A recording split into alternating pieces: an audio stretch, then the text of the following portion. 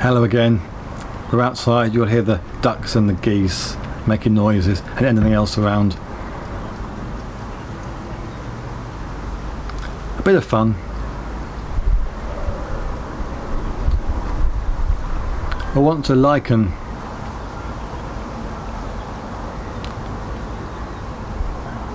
facing and dissolving emotion, as I described, becoming more conscious gradually, to starting to work for an organisation right at the bottom, right at the bottom. In fact, one can say if you're really at the end right now and can't take any more of anything, and you're just finding this, you could almost be the person that's been asleep in the doorway of this billion-dollar corporation. You're sleeping outside, not even inside the doorway yet. But you start working there as a cleaner perhaps, then you become a secretary, an assistant to somebody,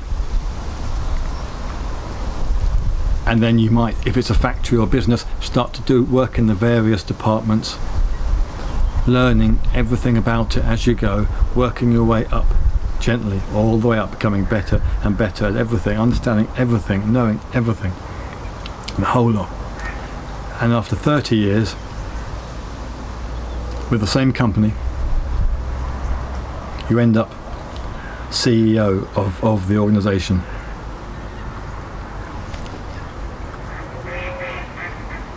And while things in an organisation may have changed over the time, generally you know what happens and where,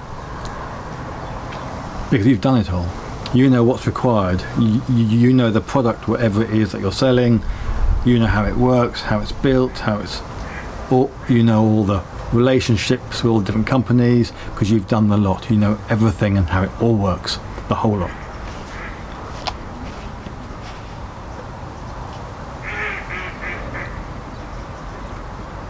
That's a little bit how, when I'm speaking with people who insist to me that one can't know what I know about the emotion and how it, when you make it conscious, by holding it, you literally take the energy out of it and out of the physical situation, and the physical world outside you starts to change accordingly, because everything is one. I've described this in many videos. People say that's nonsense, they don't believe it, and you can't know that stuff, it's unknowable. And yet these people are claiming to be enlightened as well. That's perfectly possible, of course. They're not, but they're still coming up they're still middle somewhere of the organisation, and see me apparently using the same analogy up there, saying, what does he know? He can't know all that. But let's say there are people in the same state as me, because I would say I'm speaking with a few, and they tell me that it can't be done, it's nonsense, it doesn't work, you can't do it. And it's occurred to me this is a little like them, this massive organisation not working up from the bottom but coming straight in at the top. Maybe they've, in the analogy, finished university, done a few qualifications, had a few jobs everywhere else, got some friends, family friends, and through business connections, let's say, they get this top job. In the business world, of course, to do a good job, you'd know that people underneath you know what they're doing to a certain extent, as much as they can. It has to be managed correctly, of course, but you've got to trust the people below who are there doing the job, know the job, and they know what's required, etc. But what happens in enlightenment, when people come in at the top,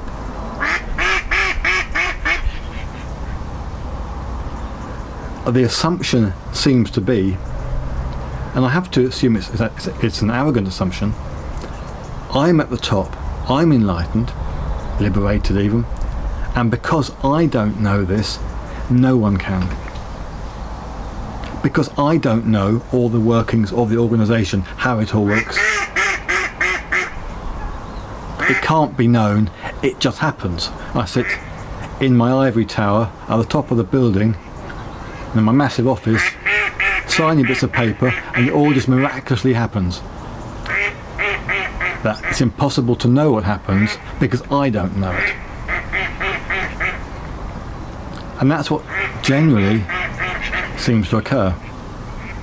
People who haven't followed a path, haven't followed the method, or even if they have, but didn't understand how it worked, they say no one can understand how it works because it can't be known. And that's nonsense.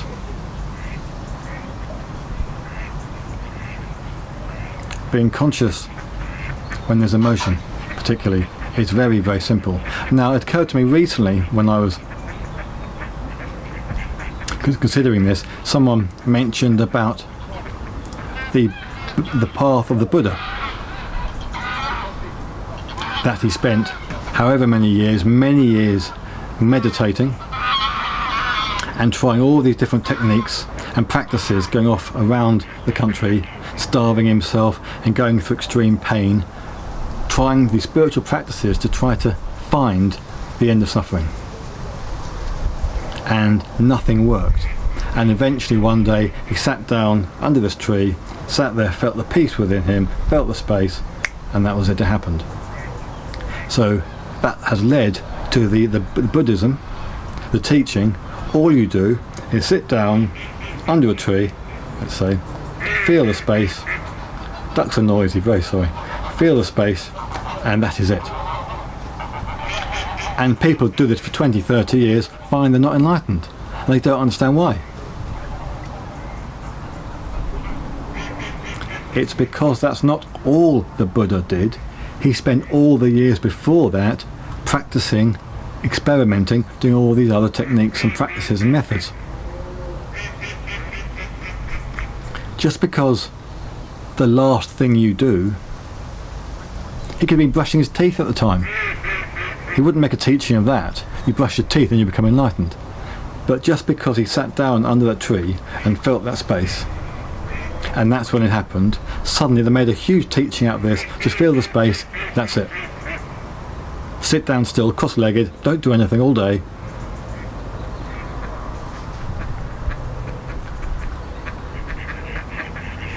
His whole path, his whole journey was part of the process.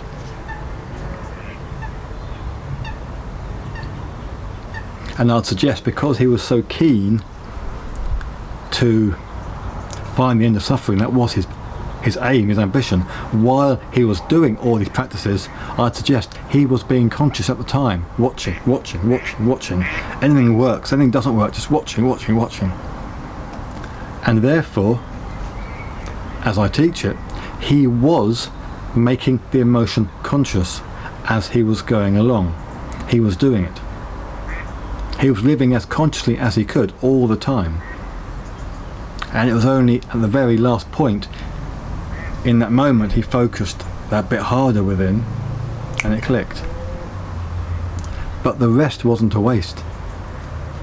He must have, let's assume, felt within many years earlier, during those years at some point. To suggest he didn't would be silly, because he's trying all different practices. But it didn't happen then, because the emotion in him, the attachment of being separate, was too strong. He had to wait, without knowing he's waiting, until he dissolved enough through being conscious for it to click. And when I hear other people saying it just happened to them, to me, as I've explained before, they were already quite close to being conscious anyway. The emotion had already been made conscious. They were already fairly detached. Or there are teachers who suddenly have a massive falling away, almost a massive emotional crisis, and it gives up. The emotion gives up all at once. It can't take anymore. But either way, it's about the being conscious and the emotion giving up, one way or the other, letting go.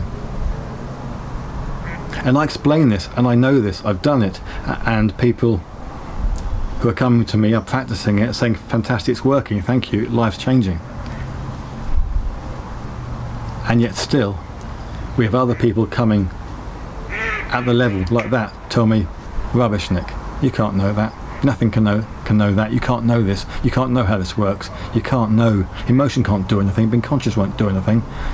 That's just mind game, just saying a story. This just happens. It's just miraculous, just amazing. The unknowable. And yes, it's true, one can only go so far in the knowledge. One can only know this is the experience that I am, everything is this now. One can only know that. This is me. This is all there is. And I can't know what I am beyond this. There's no knowledge beyond that. But in this physical world of separation, you can know why things happen. And you can work with the laws, with the spiritual laws that create this place, with the laws of being and of separation, where you're conscious, you live consciously, and therefore every lesson is learnt quickly. The emotion of the situation is made conscious quickly. Life moves, as in the problems improve quickly. And sometimes they never have to happen. I've explained that before, because you're already conscious, dissolving the emotion. Things are quick. You don't need to anguish, have sort of days, weeks of anguish and struggle and fighting. It went over just a small problem, but it's become massive because the mind's going, just experience it consciously. And it will go within and without. Just go. And you become more conscious.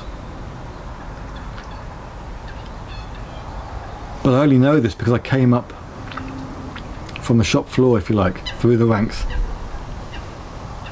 25 years of doing it, all day, every day, struggling, fighting, because I was so unhappy, fighting to remain conscious where the emotion was there. And all the time, after a few hours, it would go, and I'd feel better. Thank God for that, it's gone. Then the next day, we'd get back again, and I have to do it again, and again, and again, and again, and again, for 20 years, 25 years. But all the time, you're moving forward. But just because these people who are enlightened say it's nonsense, you can't know it, it cannot be known, and it doesn't work, it's only because they didn't come up through the ranks. They didn't have to do it. So for them, nothing can be done. How would they know something can be done if they've never done it? And when you have stories of people meditating for 30 years and not becoming enlightened, it's not surprising people say, well, the methods don't work. Well, of course, because focusing on the physical method practice, when the method, the only method, is being conscious and doing what you're moved to do and experiencing life consciously, then you do whatever within reason. If you're moved to do something, it's illegal, bad, wrong, you get caught, punished, so but that's part of life as well. But for the sake of this, you do whatever you're moved to do and be conscious at the time, and that is your path. For the Buddha, it was trying all those different paths and techniques. For me, it was just having difficult jobs at work, difficult relationships, and struggling with those, and being conscious. That was my ordeal I had to go through, consciously.